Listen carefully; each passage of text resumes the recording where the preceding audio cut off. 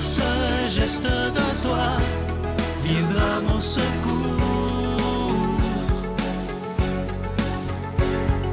Viens semer dans mon âme le grain de l'amour. Je traverse un désert et je meurs de soif. Montre-moi le mystère qui garde la foi. Bonjour, bienvenue à votre émission La Victoire de l'amour en ce jeudi 1er août 2024. J'espère que vous allez bien chez vous. On rejoint tout de suite pour sa chronique Martin Larocque et à l'homélie, ce sera l'abbé Emmanuel Zétino.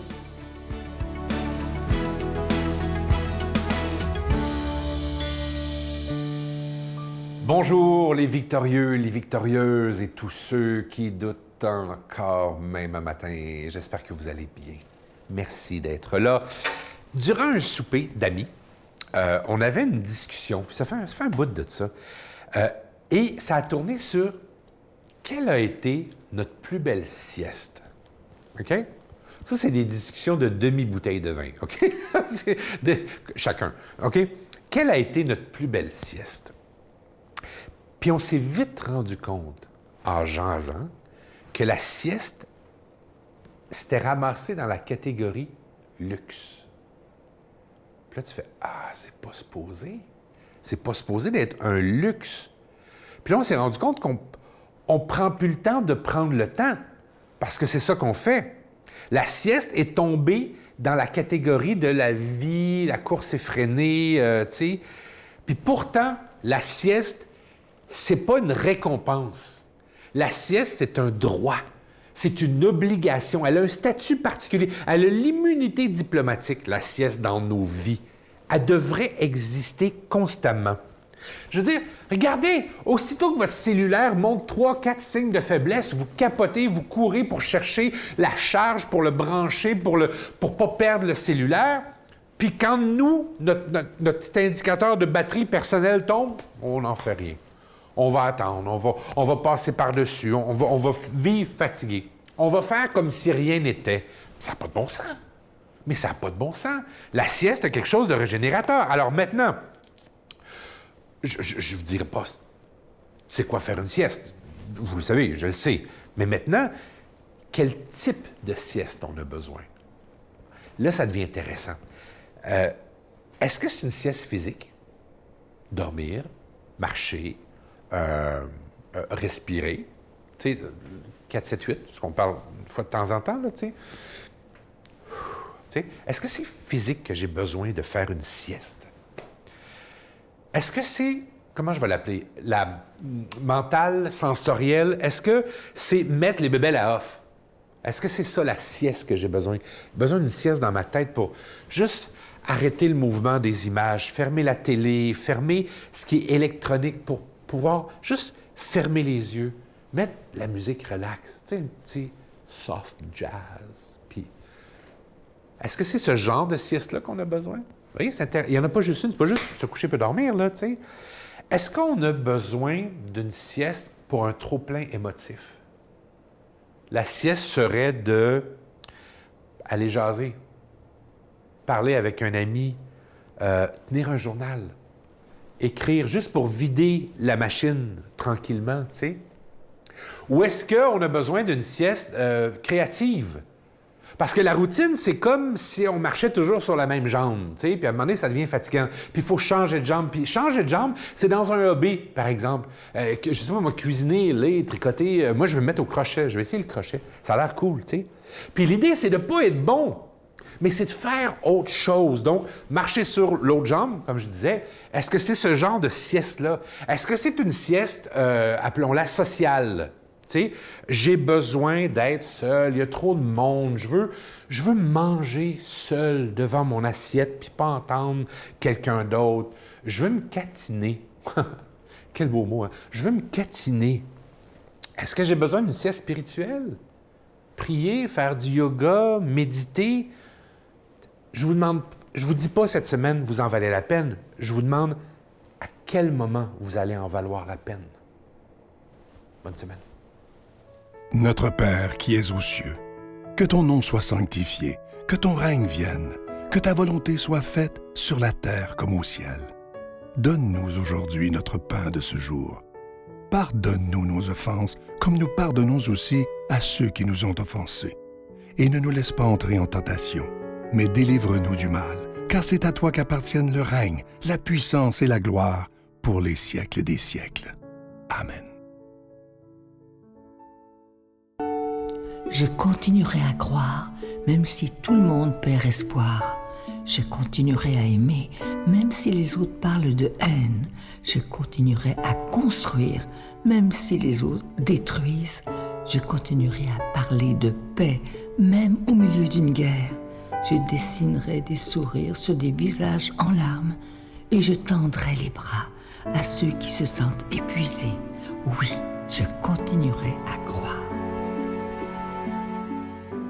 Je suis tellement content de vous parler de ce magnifique cadeau du mois. Je trouve qu'on est chanceux qu'il y ait eu le temps de le faire. Il s'agit d'un livre de quelqu'un qu'on aime tous beaucoup. Il fait les chroniques le jeudi matin. Je dois vous dire qu'il est très, très, très aimé. Et moi aussi, je l'aime beaucoup. D'ailleurs, je les écoute tous, évidemment. Il s'agit du nouveau livre de Martin Larocque qui s'intitule « À tous les victorieux, les victorieuses et ceux qui doutent encore ». Il commence toujours ses chroniques comme ça. On a décidé de mettre le titre. C'est un beau livre de chevet.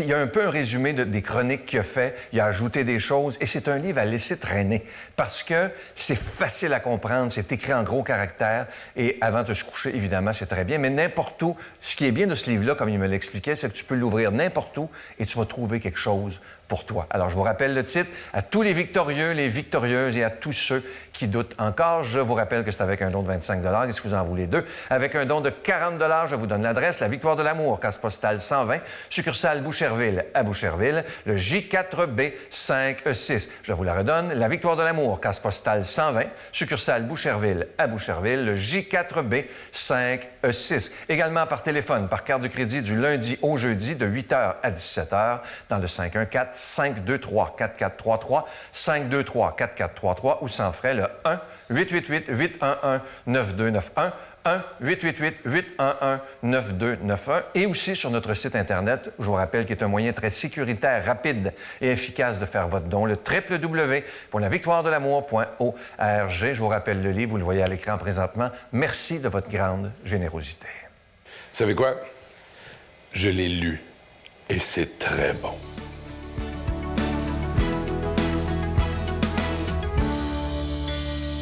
Mon Dieu, donnez-moi la sérénité d'accepter les choses que je ne peux changer, le courage de changer les choses que je peux et la sagesse d'en connaître la différence. Amen.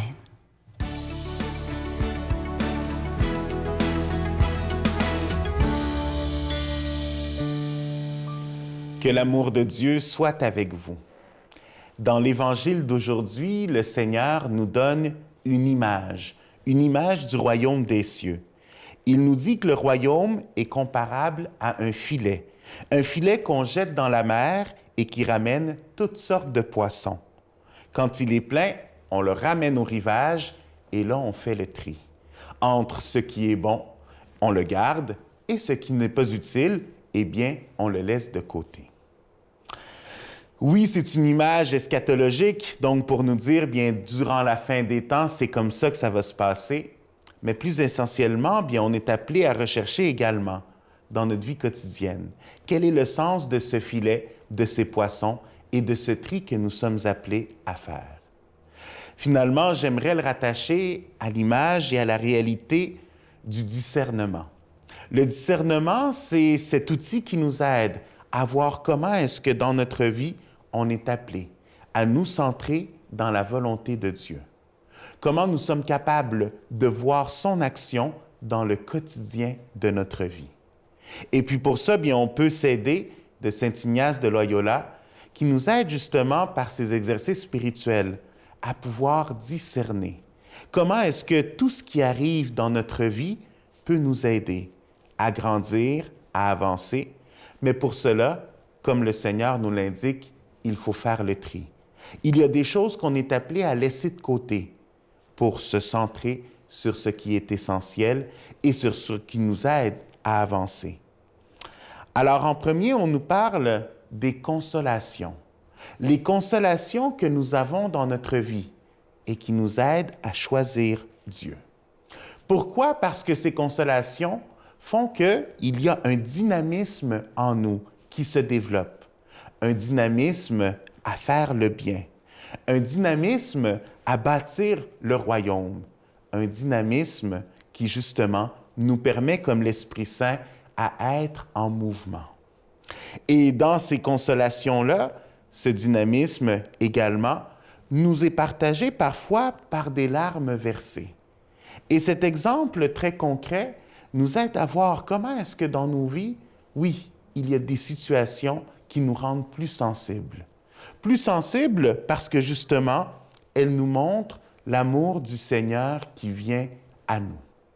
Et c'est là où c'est important de bien centrer ces larmes qui peuvent être utiles pour faire changer notre âme, pour être conscient de l'autre, pour être conscient de notre faiblesse, de notre douleur, mais également la compassion que cela développe, de voir comment est-ce qu'une autre personne peut également souffrir et comment est-ce que j'ai la possibilité d'être et d'accompagner cette personne. Donc, la consolation des larmes qui nous mène également à ce dynamisme de vie de foi. Et finalement, on passe des émotions à quelque chose de plus profond également. Et c'est là où se développe une augmentation de foi, d'espérance et de charité. Ces vertus qu'on appelle théologales, ces vertus qui sont un don de Dieu. Alors, la foi, l'espérance et la charité, comment nous en sommes témoins? Comment sommes-nous capables de porter dans nos vies ce témoignage qui réellement peut changer parce qu'on a tous besoin de foi, d'espérance et de charité. Et de même façon, autant on reçoit des consolations dans notre vie, autant Saint Ignace va nous dire qu'à l'inverse, on reçoit également des désolations. Et c'est là où on rentre ce processus de discernement. Comment remercier Dieu pour les deux, la consolation et la désolation? Mais une pour qu'elle vienne nous habiter et qu'elle reste en nous, et l'autre pour qu'on apprenne à justement chercher ce dynamisme pour que la désolation n'ait pas d'emprise sur nous, mais qu'elle soit de passage pour nous faire comprendre et tourner notre cœur vers le Seigneur. Finalement, dans ce discernement, nous sommes appelés à voir comment est-ce que dans la vie de tous les jours, le Seigneur nous donne l'opportunité de nous approcher de lui, de vivre dans ce mouvement qui nous transforme et qui nous accompagne. Soyons tous dans ce mouvement de force. Et moi, je vous bénis au nom du Père et du Fils et du Saint-Esprit. Je vous salue Marie, pleine de grâce. Le Seigneur est avec vous. Vous êtes bénie entre toutes les femmes, et Jésus, le fruit de vos entrailles, est béni. Sainte Marie, Mère de Dieu, priez pour nous pécheurs, maintenant et à l'heure de notre mort. Amen.